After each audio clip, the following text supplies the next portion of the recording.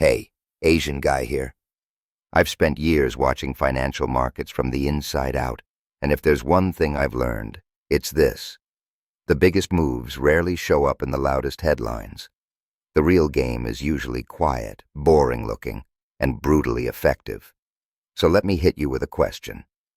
What if I told you that while everyone's been distracted by trade war headlines, election drama, and whatever political soap opera is trending this week, China has been calmly running a strategy that could reshape the global economic order? And here's the kicker. Most people, even a lot of experts, don't even realize it's happening. We're not talking about tanks rolling across borders. We're not talking about a flashy summit or a treaty signing that makes the news cycle. This is way more subtle, way more patient, and in the long run, way more powerful. China is systematically cornering the market on the physical resources that power modern civilization, and the implications for your savings, your investments, the dollar in your wallet, and basically the entire next decade, are insane. Before I dive in, I need you to understand something. What I'm about to share isn't conspiracy theory. It's not fear-mongering. It's not trust me, bro. It's documented strategy, backed by billions of dollars in real transactions happening across global commodity markets, right now. And once you see the pattern, you can't unsee it. So stick with me, because by the end of this video, you're going to understand the real game being played while everyone else is watching the distraction. Here's what's actually happening on the ground.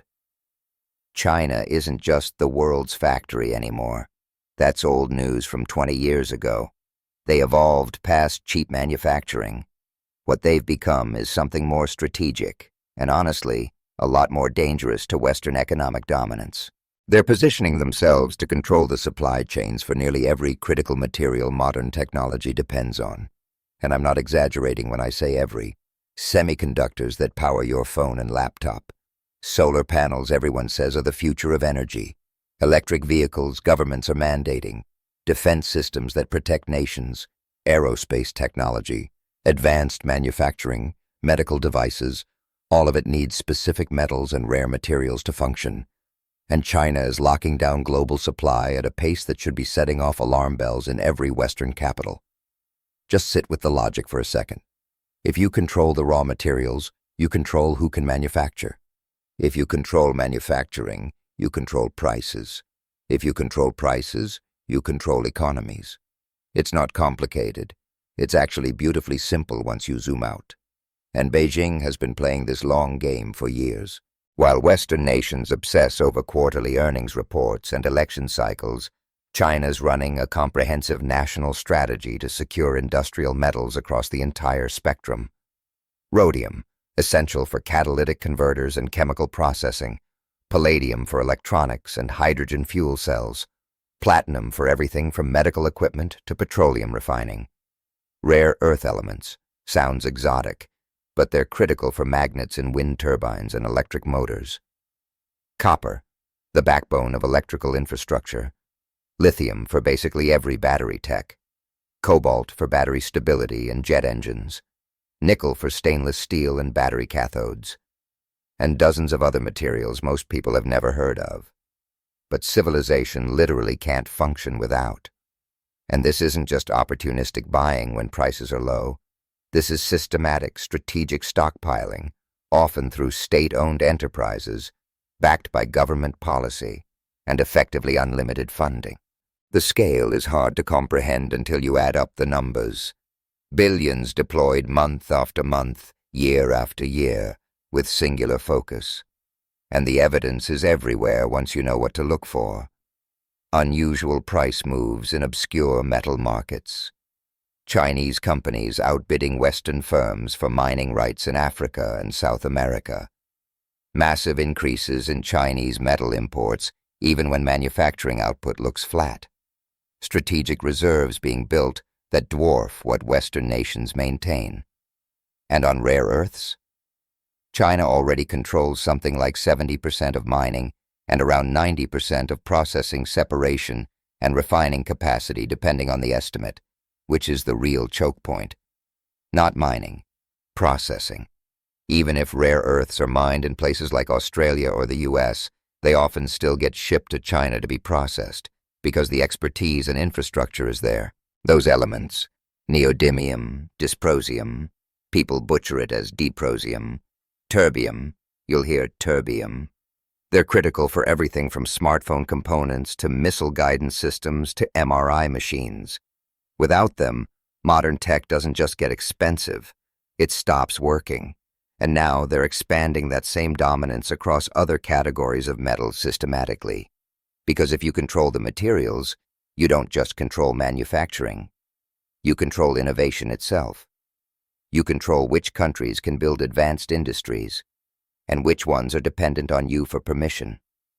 That's economic leverage that doesn't require firing a shot or signing a treaty. It's power from patient, strategic positioning. Now here's the part most people completely miss. And this is where the financial market shadows really show up. Every single dollar China spends buying physical resources is a dollar they're converting out of US currency and into real assets with intrinsic industrial value. Think about what that means. They're dumping paper for tangible materials with real utility. China accumulated massive dollar reserves for decades by running trade surpluses with the West. Now they're methodically converting those reserves into the literal building blocks of future technology and industry. In terms of consequences, this is one of the biggest and most consequential wealth transfers in human history, happening in plain sight while everyone's distracted. Let me ask you something. If you had $1 trillion in a currency that's being printed into weakness, what would you do? Would you keep holding paper, or would you convert that paper into physical assets that hold value and give you leverage? China chose option 2, and they're executing it with ruthless efficiency. And the tariff policies that have been implemented over the past year, they've actually accelerated this trend in ways a lot of people probably didn't intend.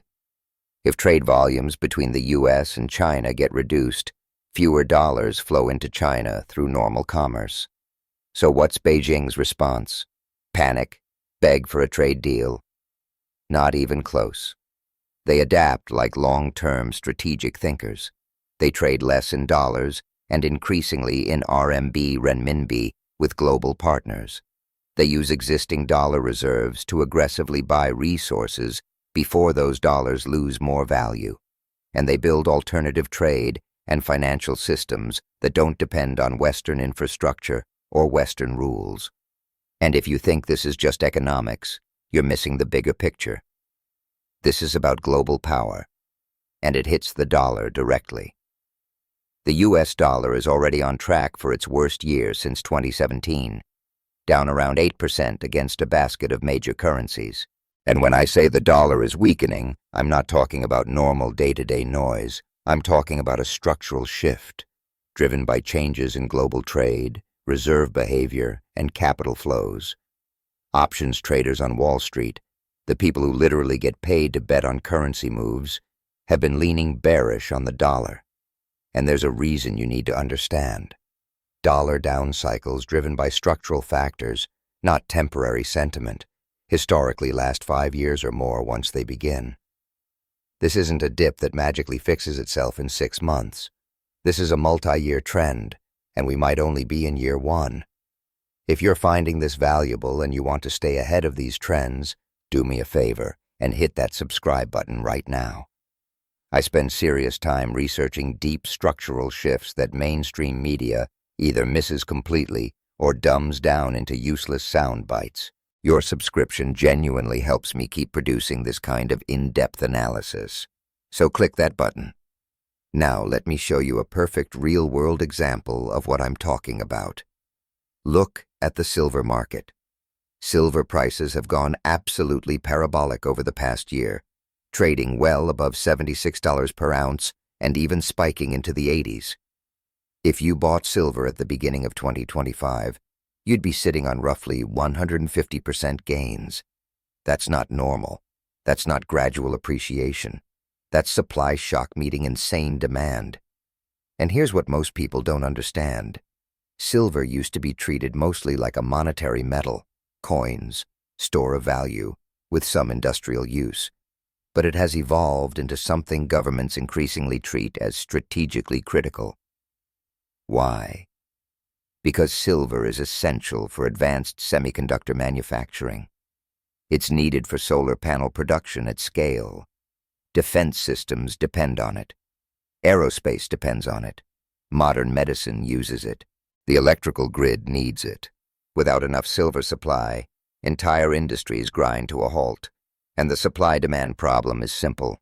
Mining production isn't keeping pace with exploding demand from competing sectors. Too many buyers chasing not enough physical metal. Basic economics says prices rise, but here's where it connects back to China, and this is where the market's dark corners really show themselves. The single biggest shock to the silver market right now is coming from China, and what's happening there reveals the psychology of a nation waking up to resource scarcity. Chinese investors, institutions, and retail figured out something Western markets don't like to say out loud. In paper silver markets, futures contracts, ETFs, synthetic products, there can be more than 100 contracts claiming ownership of silver for every single physical ounce that exists in vaults and can actually be delivered. It's basically fractional reserve banking applied to precious metals. Once you understand that, the rational response is obvious. If you want real silver exposure, you buy physical metal and take delivery. You don't trust paper promises when the ratio might be 100 to 1. And that's exactly what's been happening in China, at a scale that's causing real disruption. Everyone wants physical, bars, coins, something they can hold, not paper, not exposure, metal. Demand has exploded so hard that legitimate shortages have been developing in China's domestic physical silver market. Let me give you numbers that show how crazy it got. Silver investment funds in China have been massively oversubscribed beyond historical precedent. The UBS-linked silver fund situation became so saturated that people were paying around 60% premiums over the net asset value of the silver exposure inside the fund. Read that again. People were paying 60% more than the underlying value, basically paying $160 for $100 worth of silver exposure just to get in. Now please note, everything I'm sharing is strictly for educational and informational purposes only. This is not financial advice. I'm not a licensed financial advisor.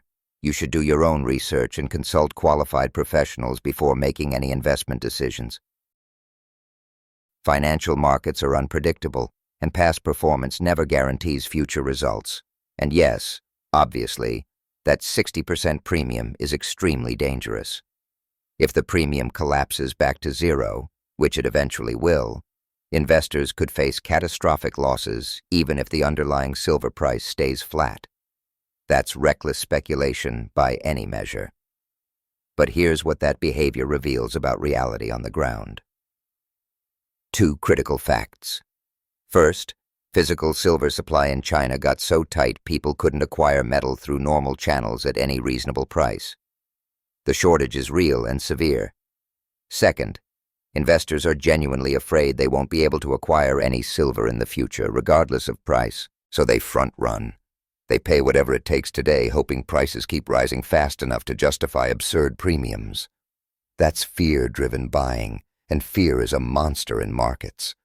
The premium between Chinese domestic silver prices and international prices shows how extreme it got.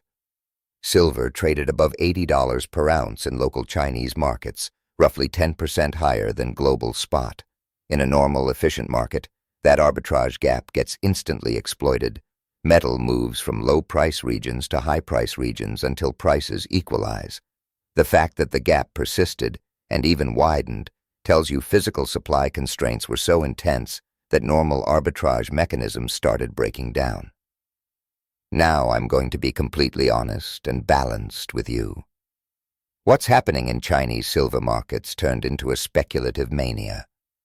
And mania can't last forever. There's a real probability of a sharp correction at some point. Some corrective selling has already been happening as I record this. What we're witnessing is not calm, rational, efficient market behavior.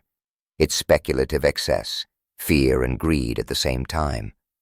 But And this is crucial. Underneath all the mania, there's a real fundamental story that isn't going away. Chinese industries and Chinese investors are absorbing massive quantities of physical silver because they see its strategic importance. They get that silver isn't just a trade, it's access to an essential material for technology, manufacturing, and national strategy. And here's the insight that ties everything together. Silver is just one visible case study of a much larger phenomenon. This exact dynamic is playing out across industrial metals and critical materials at the same time. China isn't stockpiling silver in isolation. They're securing the periodic table needed for modern industrial civilization. Copper for electrical infrastructure, lithium for batteries, cobalt for stability, nickel for metallurgy, rare earths for magnets and electronics, manganese, yeah, I've even heard it joked as manganeses, for steel production, chromium for stainless steel, tungsten for industrial tooling, molybdenum, people misspell it as molybdenum, for high-strength alloys, vanadium for energy storage, gallium for semiconductors, germanium, sometimes mangled as duranium, for fiber optics, indium for touchscreens. The list goes on and on. And it wouldn't surprise me at all if state-owned enterprises are quietly accumulating billions of dollars worth of these materials, billions of ounces across various metals, in quantities that never show up cleanly in public stats. This is strategic resource competition happening in real time, at a scale that's unprecedented in peacetime. And most people have no idea because it's not dramatic. No explosions, no breaking news, just patient, systematic buying, month after month, year after year. If this analysis is resonating, and you're seeing the bigger picture, do me a solid. Smash the like button so the algorithm shows this to more people who need to understand what's happening. And drop a comment. Do you think China's resource strategy succeeds in reshaping global power? How concerned should Western nations be? I read every comment, and your insights genuinely shape future videos. Because Beijing understands something profound that the West is only slowly grasping. Whoever controls critical materials doesn't just participate in the future economy. They control it. They decide who gets to manufacture what. Which countries build advanced industries? Which countries become permanently dependent? That kind of leverage doesn't require military force or political coercion. It comes from owning the physical foundations of industry. And China's moving fast, with decisive speed and deep funding, while Western nations form committees and write reports. By the time those reports are done and budgets get approved and programs launch, China already secured dominant positions across dozens of supply chains. The window for competition is narrowing, and remember what I said earlier. Every ton of copper, every kilogram of lithium, every ounce of silver China buys means converting dollar reserves into physical assets, constant downward pressure on dollar demand. It's erosion of dollar dominance through 1,000 small transactions that add up to a structural shift. Now there's another factor that could accelerate dollar weakness through 2026, and it's coming from a place most people aren't watching closely: Japan. This matters because it's tied to some of the biggest capital flows on Earth. The Bank of Japan has raised interest rates recently and signaled more hikes ahead. Japan's been stuck with a weak yen even after hikes, which is brutal for imports and feeds inflation at home. The central bank is getting forced into more aggressive action because saving the yen becomes top priority, and they've basically made that clear. But Japan has a problem: gross government debt approaching 250% of GDP, one of the highest in the developed world. If they hike aggressively, debt servicing costs can explode, so they need cash from somewhere. And the only realistic source? Selling foreign assets, especially U.S. treasuries. Japan is one of the largest foreign holders of U.S. government debt, over $1 trillion in treasuries. If they unwind even part of that to fund policy and defend the currency, that's pressure on U.S. bond markets, and by extension, the dollar. But that's only half the Japan story. The other half is the yen carry trade unwind. For people unfamiliar, The yen carry trade has been one of the biggest, most profitable trades in global finance for more than a decade. You borrow yen at very low rates, convert to dollars, buy higher-yielding U.S. assets, treasuries, corporate bonds, stocks, pocket the rate differential. With leverage, returns can be huge. That trade pumped enormous capital into U.S. markets for years, supporting asset prices, keeping yields lower than they otherwise would be. But it only works when Japanese rates stay low and the yen stays weak or stable. As Japanese rates rise, the math breaks. The interest gap narrows, profit shrinks, and more importantly, the risk profile gets ugly. Because if the yen strengthens, you have to repay yen loans in a stronger currency, meaning what you owe in dollar terms just jumped. Meanwhile, U.S. assets you bought could be falling if U.S. markets correct. You lose on both sides, double impact, and it can wipe out years of gains instantly. Every sophisticated fund manager in that trade understands the risk is getting extreme. The prudent move is to exit. And that exit means money flowing out of U.S. assets, selling pressure on U.S. bonds, reduced demand for dollars. And it's happening at the same time as everything else we discussed. These aren't isolated events. They reinforce each other. They compound. So now zoom out. Connect the whole picture. China is converting massive dollar reserves into industrial metals, rare earths, and critical materials, while building trade systems increasingly denominated in RMB. The dollar is in a structural down cycle that historically can last 5 years or more. Japan may be forced to sell treasuries, and we're watching the carry trade unwind that supported U.S. assets for over a decade. Global trade patterns shift away from dollar settlement. Strategic resources rise in importance relative to fiat currency. These factors don't just add together, they multiply. They create feedback loops, and the U.S. will likely need to debase the dollar further through more money creation to fund its own belated stockpiling of critical materials. More dollars in the system. 2 superpowers competing for finite physical resources, both strategies pushing sustained downward pressure on dollar value. We're watching a shift in how wealth is stored and how power is projected. Paper currencies steadily lose relative value, while physical resources and strategic materials gain importance. 2026 is setting up to be volatile for dollar holders and anyone with significant wealth tied to dollar-based assets. The reserve currency faces multiple structural headwinds at once. Not like previous cycles where one big cause dominated. This time it's 4 or 5 major forces hitting together. And mainstream finance tends to underestimate how these forces multiply when they converge. Wall Street loves boxes. Trade policy box, monetary policy box, geopolitics box. But complex systems don't work like that. Everything affects everything else. The real action is in the interactions. This isn't just another market cycle that reverses when the Fed changes tone or a trade deal gets signed. This looks more like a generational shift in the structure of the global financial system, the post-World War II framework getting challenged not by invasion, but by patient economic positioning. China played the long game for decades, accumulating the physical foundations of industrial power. The West focused on financial engineering and asset price inflation. Japan is getting pushed by circumstances to prioritize yen stability over feeding capital into U.S. markets. And the dollar is stuck in the middle of forces it can't easily rate hike away. So what does this mean for you personally?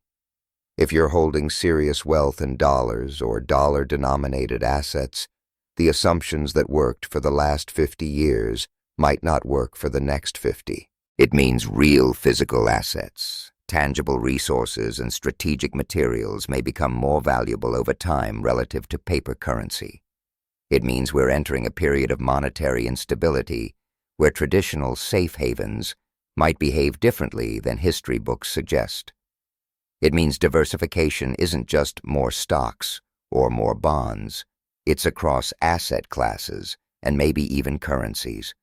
It means the rules are changing, and the change is driven by forces bigger than any single central bank or government can fully control. So tell me in the comments what you think. Does China's industrial metals stockpiling succeed in reshaping global power? Can the US dollar maintain reserve status through this transition? Or are we watching the shift toward a multipolar currency system? And how are you positioning your finances for what could be a turbulent 5 to 10 years? These are some of the most important economic questions of our time. Decisions made now by governments, central banks, and individual investors echo for decades. Stay safe out there, stay informed, and remember, knowledge and understanding are your best defense in periods of uncertainty and transition. If this deep analysis helped you see what's happening beneath the headlines, share this video with someone you care about. Friends, family, colleagues, anyone trying to protect their financial future. And make sure you're subscribed, because I'm tracking these structural shifts in real time and telling you the truth as I see it, based on evidence and research, not corporate narratives. Thanks for watching. Thanks for engaging. And I'll see you in the next video. Because trust me, this story is far from over. Arbtown.